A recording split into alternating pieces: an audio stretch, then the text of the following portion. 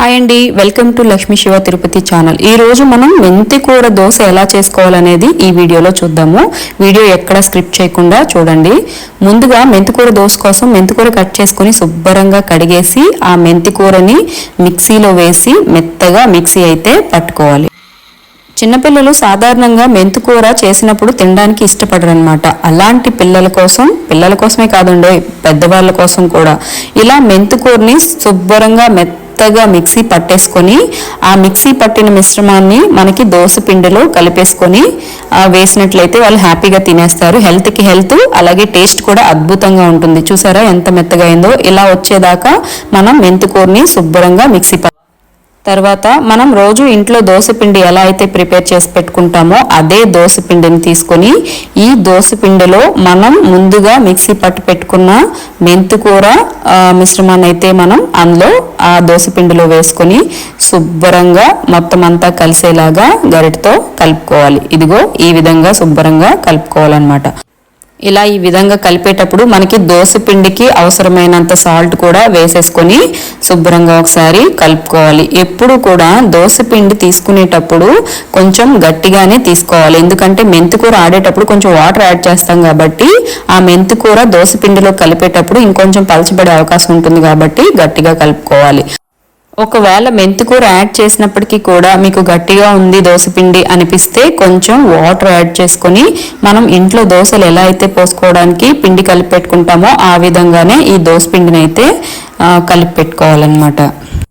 ఇలా కలుపుకున్న తర్వాత అందులో కొంచెం జీలకర్ర యాడ్ చేసుకుంటే దోశలు తినేటప్పుడు పంటికి తగులుతుంటే జీలకర్ర చాలా టేస్టీగా ఉంటుందన్నమాట. అందుకని చెప్పేసి నేనైతే జీలకర్ర కలుపుకుంటున్నాను. మీకు ఆప్షనల్, మీకు నచ్చితే కలుపుకోండి, లేదంటే లేదు.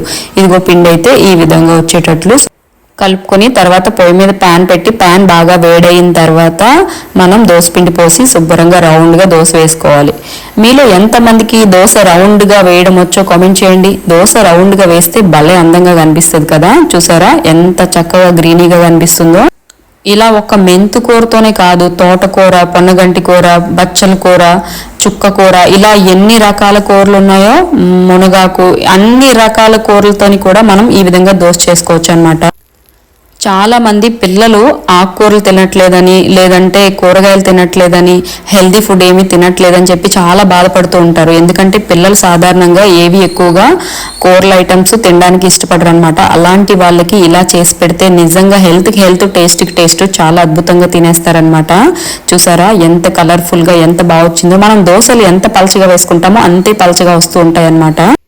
చాలా మంది సాధారణంగా టిఫిన్ ఐటమ్స్ లో ఎక్కువ శాతం ఇష్టపడేది దోశే.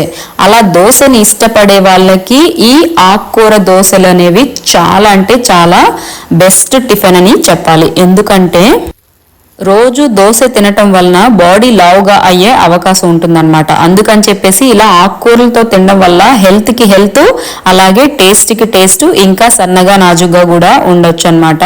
సో దోశని ఇష్టపడి తినే వాళ్ళకి ఈ మెంతికూర దోశ ఆరోగ్యకరమైన టిఫిన్ అని పక్కాగా చెప్పొచ్చు. మెంతికూర దోశ అయితే ప్రిపేర్ అయిపోయింది. ఈ మెంతికూర దోశకి టమాటా కొత్తిమీర చట్నీ అయితే చాలా అద్భుతంగా ఉంటుంది. అందుకని చెప్పేసి నేను టమాటా కొత్తిమీర చట్నీ అయితే చేసుకున్నాను. ఇంకొక చట్నీ వచ్చేసి పల్లి చట్నీ కూడా చేసుకున్నాను అనమాట.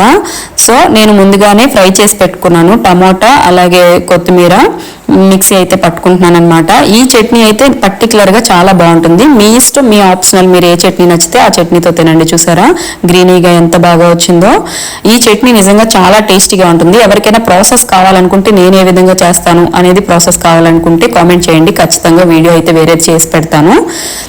ఇక చూసారా నిజంగా టేస్ట్ చాలా అంటే చాలా బాగుంది. మీకు హెల్త్కి హెల్త్, టేస్ట్కి టేస్ట్ కావాలంటే ఒక్కసారి ఇలా ట్రై చేసి చూడండి. చాలా అంటే చాలా అద్భుతంగా ఉంటుంది.